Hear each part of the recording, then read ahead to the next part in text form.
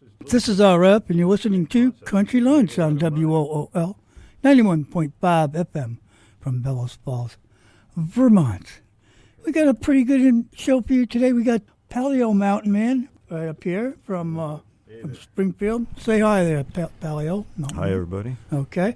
And we got BudCat7 from New York on the line here. I'm going to turn him on. You can hang up the phone after I do that. And hello, can I hear you out there? Hello, Al. Yeah, BudCat7. Tell us who you are. That is me. This is Dave from New York, BudCat7, Stonewall Research. How's it going, everybody? Hey, Dave. Good talking to you. How's it going, Jimmy? Not bad. It's been a hard winter. I'm tired of it. I heard you lost a rooster today or last night. Yes. Oh, man. I have a remedy for that, you know. A shotgun? No. Peanut butter sandwiches, large peanut butter sandwiches. You put them out, and once they take a bite out of that, they'll be... Well, I saw what took my rooster, and it looked like a wolf to me.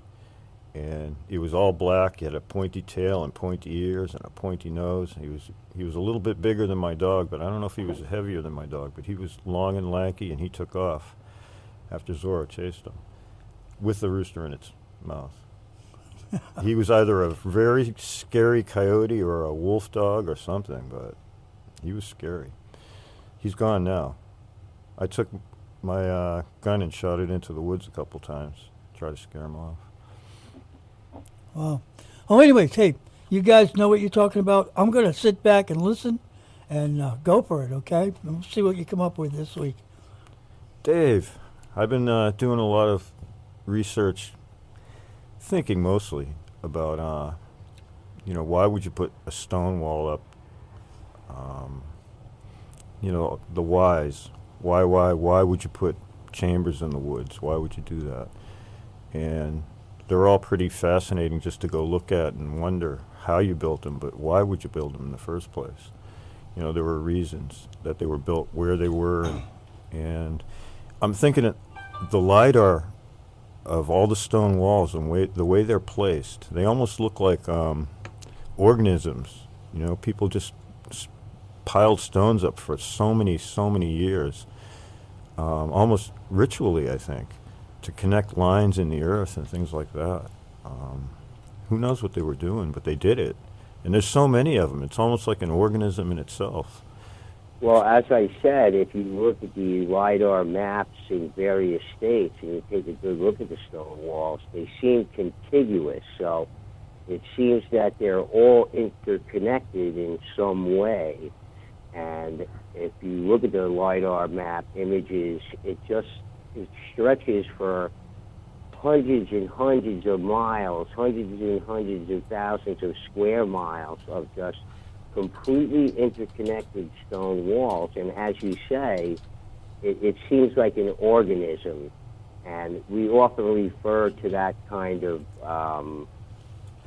simile when we're talking about major cities, right? If you look at it from above, a satellite image or whatever, it seems like an organism with the traffic flowing as the veins of the organism, et cetera, et cetera. But as we know, the veins of the travel networks of the people of the past were either the river systems or, in the case of these rather large hominids everywhere, was all of these trail systems. So, as I mentioned in one of my recent videos, somebody has to do a comprehensive study of this network of Indian trails and roads, which comparable to our own, as I often say in my videos too. Many of our major arteries are north and south, east to west, interstate highways, the intercoastal highways, local roads, main roads, etc., were all Indian trails at one time. So it strongly suggests, and we hear about it again in the literature, the academic literature, that trade, the long-distance trade networks were established for these people back then, and there was a lot of trade going on. So the walls themselves, besides all the different other elements, because represents many different aspects of this society, seem to indicate large sort of organized harvesting of resources, the distribution of these resources, and now, with some of the research that we've done, maybe also international trade. So I think, for example, like the Connecticut River was a major artery for the bringing of goods up and down through the eastern seaboard area.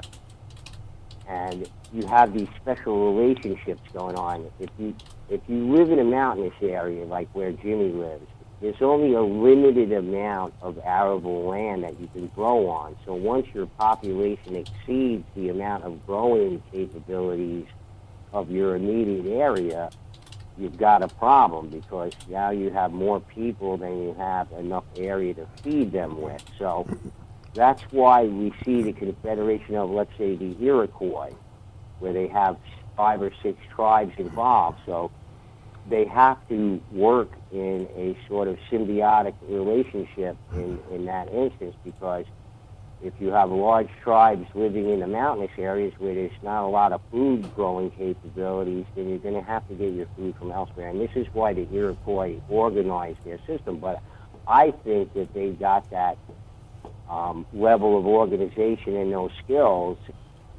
through the culture that built the stone wall system. Because it seems clear to me when you look at the stone walls that some of the stone wall areas have entrances, some of them do not.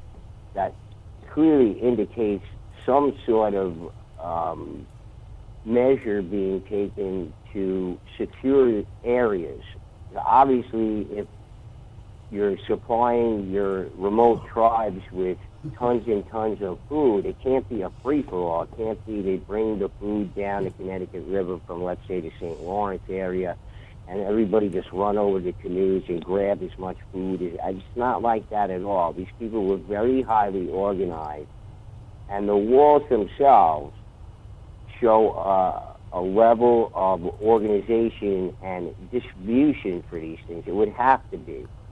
And what I say in my theory about the walls that do not have any entrances in them to go in and out, that those were high security areas. So if you had store your foodstuffs there, let's say maize, for example, you didn't want anybody just walking in there and taking the food whenever they want, when it had to be distributed among all these people. So the closed-in wall area just let everybody know visually that, it was authorized personnel only.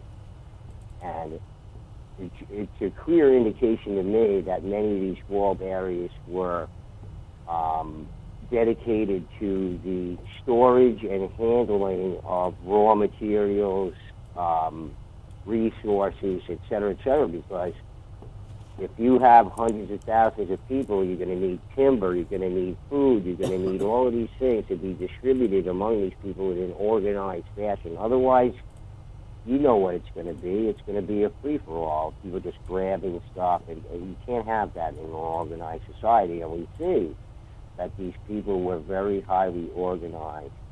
And I'm sure the Iroquois got that from the people who were previously here, the large hominids that were building these stone walls, or the stone giants, as they're often referred to in Indian folklore and mythology. They weren't stone giants or made of stone or had stone armor. They worked with the stone, because the native people always claimed that they did not work with stone. They did not build mounds. They did not build any of these stone things, cans, effigies, chambers. They had nothing to do with any of that stuff.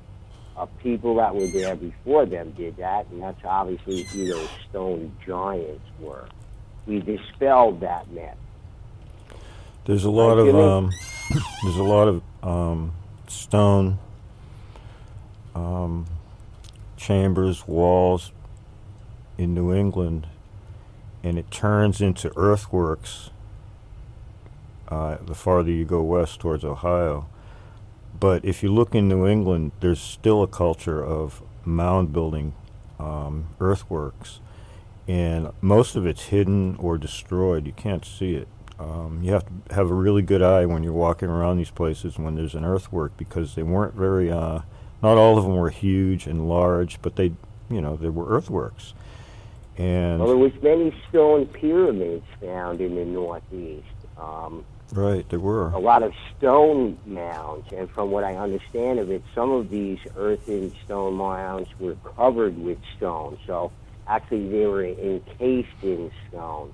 That was common too. And then encased That was them common in too. stone. A lot of the mounds were so well built; they're still there, and trees don't even grow out of them; they grow around them.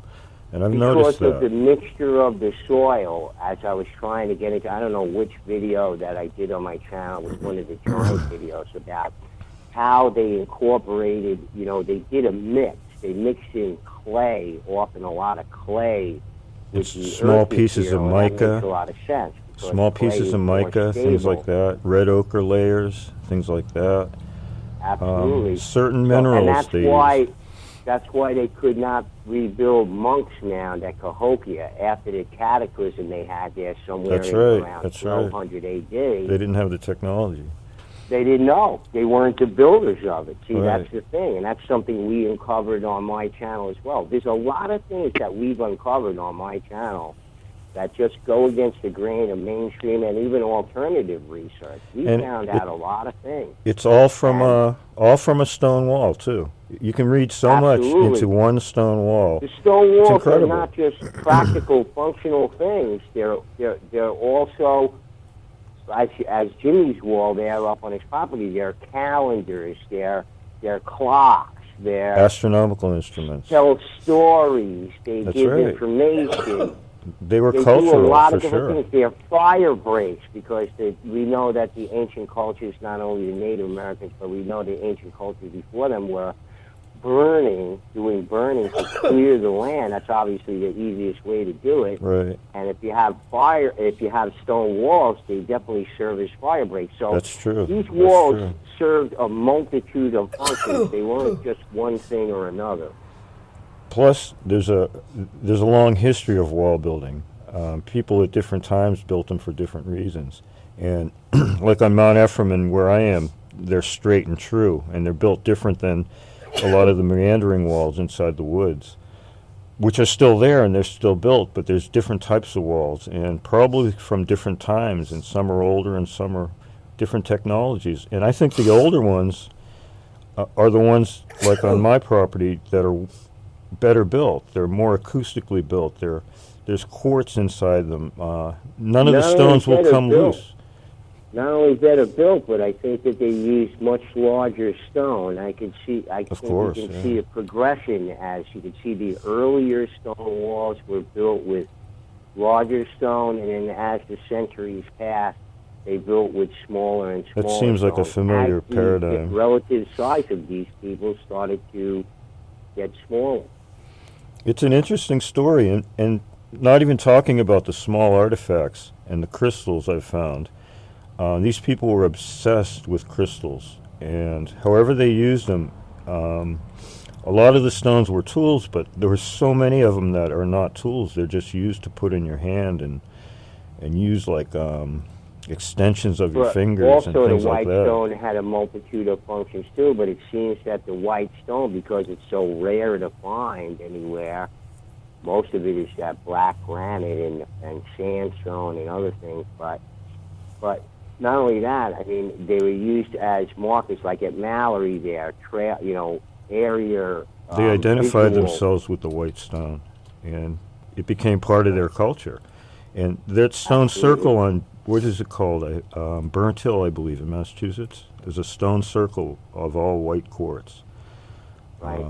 Right, and you'll find a lot of cairns that are cherry top, like an ice cream cone, cherry top with a piece of white quartz. That's right. On the very, very top stone That's of the right. We cairn. find that everywhere. And you know from Mallory, right, Jimmy, that one area, that one mound area where I found all the effigies in, Mm-hmm. the whole entire perimeter is surrounded by white stone every so many feet, every 25 feet, every 30 feet. There's You a kept white mentioning stone that on in those to videos. demark I the remember whole that. area. Yeah, you kept mentioning that. It stuck out to you. And, I mean, I show it. Actually show it in the videos. I walk down the wall and I show every 20 or 30 feet there's a white stone. So, and then there's the major white stones that I find all over the place that are clearly visible from long distances in the forest there when the foliage is not there in the fall and winter. You can find more about this by going to YouTube and searching for Paleo Mountain Man or Stonewall Research BudCat7.